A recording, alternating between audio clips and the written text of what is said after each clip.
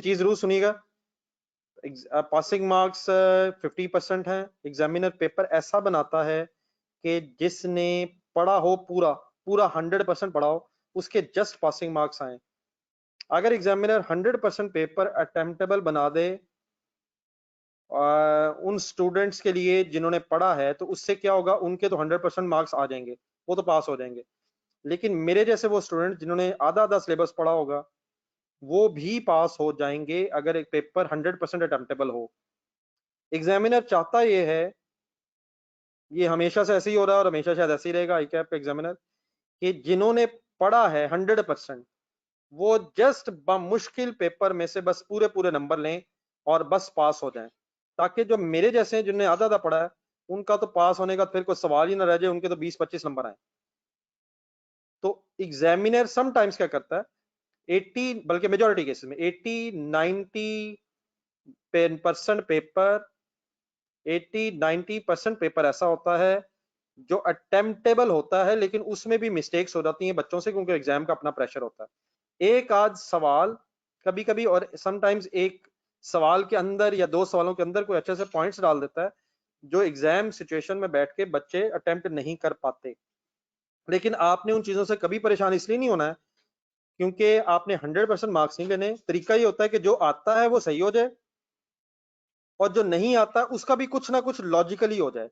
मसलन अगर कोई बच्चा शेयर कैपिटल और शेयर प्रीमियम को देख के मुझे ये कहे कि ये एक्सपेंस है या एसेट है, तो मेरा ख्याल है, दिल तो मेरा बहुत कर रहा था कि मैं स्क्रीन से निकल के आपकी तरफ आ जाऊं और आप लोगों से मिल के हाथ मिलाऊं कि आपने मुझे एसेट या एक्सपेंस बता दिया है। लेकिन वो डेफिनेटली मेरी लिमिटेशन है, मैं ह्यूमनली ये पॉसिबल नहीं मेरे लिए। लेकिन अगर कोई बच्चा इस तरह की बातें करे कि ये क्रेडिट फिगर्स को वो एसेट और एक्सपेंसेस कहना शुरू हो जाए, तो मेरा ख्याल है ये जरा गैर मुनासिब सी हरकत है। तो मीन्स जो नहीं भी आता उसे लॉजिकली ट्रीट कर लिया जाए, और अगर वो गलत है तो कोई इशू नहीं है।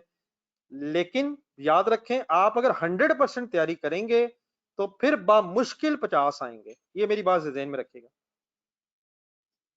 जो मेरिट लेते हैं सर, उनके 51 नंबर होते हैं, या 52 होंगे या 53 होंगे। अगर उनके 100 नंबर होने शुरू हो जाए मेरिट वालों के, तो वो आपको जमीन पे नजर ही ना आए, वो हवाओं में आसमानों में उड़ जाएं।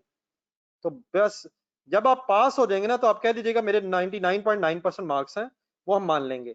लेकिन अगर खुदा ना खास्ता आपके रिजल्ट में नंबर आ गए, वो चाहे 49 हो, तो वो फिर कोई नहीं मानेगा कि आपके नंबर कितने हैं। अल्लाह करे सबका एक ऐसा रिजल्ट आए जिसमें नंबर ना हो।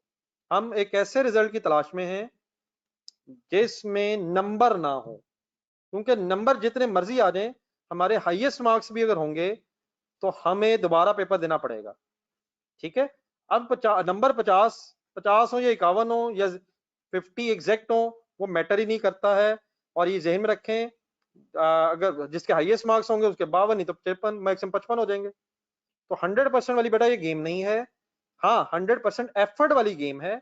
और उसके बाद फिर आप जितनी एफर्ट करेंगे, प्रैक्टिस करेंगे, जितनी ज्यादा रिवीजन करेंगे, जितनी चीजें साथ साथ करेंगे, इंशाल्लाह उतनी ही फिर आपकी लर्निंग हो जाएगी। और एग्जाम में एग्जामिनर पेपर ऐसे सेट करेगा कि मुश्किल 50 नंबर आए।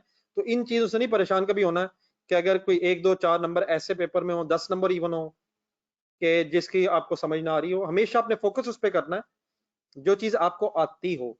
आती हुई चीज गलत नहीं होनी चाहिए। और अगर फॉर एग्जाम्पल वो कोई ऐसा पेपर बना दे कि जो 100% तैयारी करने वाले बच्चों से भी ना हो, नहीं उनके पासिंग मार्क्स भी ना हो, तो फिर 0% रिजल्ट आई कैप कभी भी अफोर्ड नहीं कर सकता। यकीनन आई कैप उन बच्चों को पास करना चाहता है जो पढ़ रहे हैं, लेकिन उनको 100% नंबर नहीं देना चाहता, क्योंकि पासिंग मार्क्स 100% नहीं है। अगर वो 100% पेपर अटेम्प्ट करने वाला बना दे, तो फिर वो बच्चे भी पास हो जाएंगे जिन्होंने पढ़ा नहीं है। तो ये आई कैप हरगिज नहीं चाहता है। तो मेरा ख्याल है कि मेरी इस बात को अब आपको जहन में भी रहेगी, और आपको आई होप के मसला समझ भी आ गया है। तो एक आध पॉइंट से कोई कंफ्यूजन नहीं होनी चाहिए।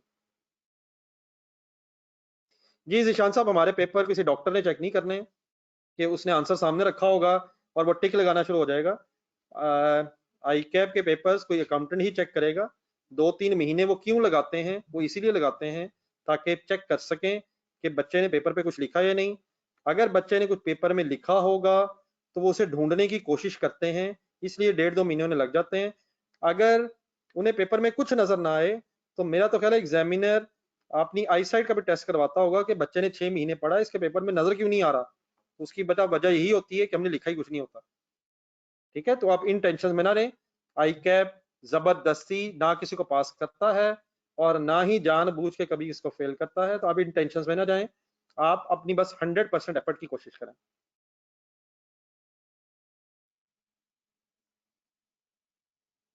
जी हसन साहब, अगर इस तरह की स्कीम होती तो बेटा मुझे पहले बताना था। इस तरह के चक्रों में कभी नहीं पड़ना कि इसमें से ये आना उसमें से वो आना है। एक बल्कि चले, अब आप बात हो रही है तो एक आखिरी चीज मैं छोटी सी बता दूं। आप लोगों ने हमेशा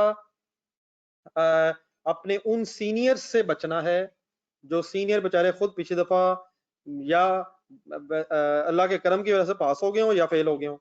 ये जो सीनियर्स मशवरे देते हैं, इस दफा ये टॉपिक नहीं आना, इस दफा वो टॉपिक आना है, इस दफा ये कर ले वो कर ले, ना इस तरह का सीनियर कभी आपने बनना है और ना ही किसी ऐसे हकीम की बात आपने खुद सुननी है। आपने अपनी तरफ से 100% एफर्ट करनी है। आपको बहुत से ऐसे हकीम हुक्मा मिलेंगे जो आपको सजेशंस देंगे, यार इस दफा नहीं है ना, पिछली दफा आ गया है। तो अगर वो इतने अक्लमंद होते तो वो शायद आई कैप के प्रेसिडेंट बन चुके होते। तो वो क्योंकि आपके साथ फिर दोबारा जाना चाहते हैं एग्जाम हॉल, तो वो साथ ही बस वो ये जरूर बताना चाहते होंगे कि हम आपके सीनियर हैं।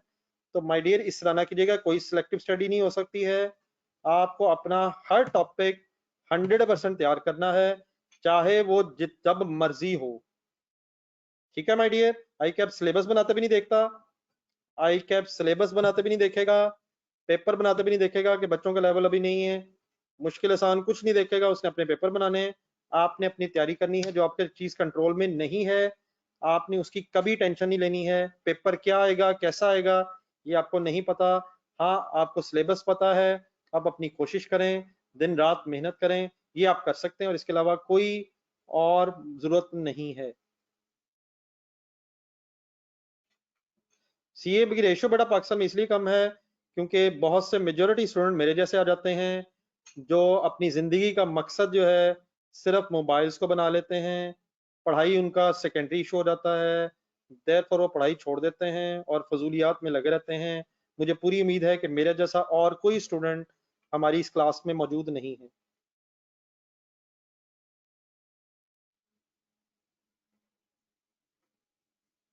जी उसामा, मेरा ख्याल है मैंने जो बात की आपको समझ आ गई होनी है। एक स्टेप वाइज मार्क्स होते हैं, एक आधा एडजस्टमेंट अगर गलत हो जाए तो ऐसी कोई बात नहीं होती। जी माय डियर उमर, जितनी आपको बुक्स मिले माय डियर, जितनी अकाउंटिंग की आपको बुक्स पॉसिबल मिल सकती हैं आप जरूर उनसे भी तैयारी करें।